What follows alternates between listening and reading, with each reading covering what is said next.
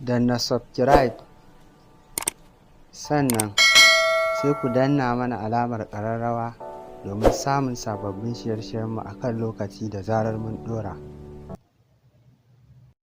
Assalamu alaikum warahmatullahi ta'ala barakatuh. Barkanku da zuwa wannan channel ta mai albarka. In kai sabon zuwa ne muna roƙonka da ka taimaka ka danna mana alamar subscribe, sannan ka danna mana alamar ƙararrawa domin samun sabbin shirye-shiryenmu a kan lokaci da zarar mun ɗora.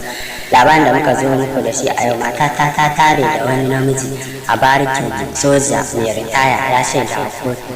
Wani sojan sama mai ritaya ɗan shekara 39 Richard Imana ya roƙi wata kotun gargajiya a Yana Ife da ke jihar Lagos da ta raba aurensu saboda wulaƙanta shi da hana shi ganin 'ya'yansa da matarsa ke yi. Richard ya shaida a kotu cewa matarsa Nikin ta bar gidan aurenta ta kuma bi wani mutumin a barikin da yake zaune da iyalansa. Ya ce matar ta koma wajen mutumin lokacin da shi yake aiki a Borno. Bengal ta ruwaito matata ta rufe bangare ta tare a gidan wani lokacin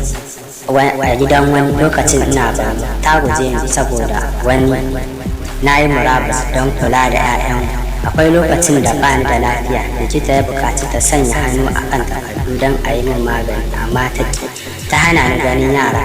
Ta ɗauki ƙaramin ta kai wa mahaifiyarta ba da izini na ba, a cewar ƙara da take mai da martani. Likin mai shekara 34 ta ce ita fa ba wajen wanda ta koma, ta je wajen ƙawarta ne wanda take makwabciya da ita saboda mijinta ya daina tura mata kuɗin abinci. Na kai 'ya'yana ƙauye lokacin da hakan ke faruwa saboda mahaifinsu baya turo kuɗin abincinsu. Na kwashe kayana cikin fushi saboda lokacin albashi na 25,000 ne kuma ba zai ishe ni da yara ba. A nata jawabin ta ce ya shigar da ƙarar ne bisa rashin fahimta, sai dai duk ma'auratan biyu sun bayyana cewa har yanzu suna ƙaunar junansu, sai dai kawai rashin samun lokacin tattaunawa. Alƙalin kotu Prince Edekele Ayobe ya gargaɗe Nikin kan tarewa tare da ƙawarta, ya kuma umarci a dawo da ƙaramin ɗansu Lagos a kuma haɗa shi da baban shi. Adego ya ce su zauna lafiya, ya kuma ɗage ci gaba da sauraron ƙarar zuwa 15 ga watan Disamba don ɗaukar mataki. A wani labari, shugaba Muhammadu Buhari ya sauke shugaban hukumar ɗaukar ma'aikata Dr. Nasiru Ahmad Ladan Argungun da mukaminsa.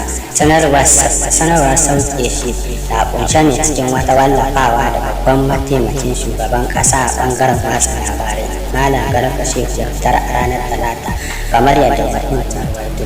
Sanarwa ta ce shugaba Buhari ya umarci ƙaramin ministan ƙwadago da ayyuka Festus Keyamo ya naɗa shugaban riko daga cikin manyan daraktocin hukumar don mai gurbin Argungun a yanzu.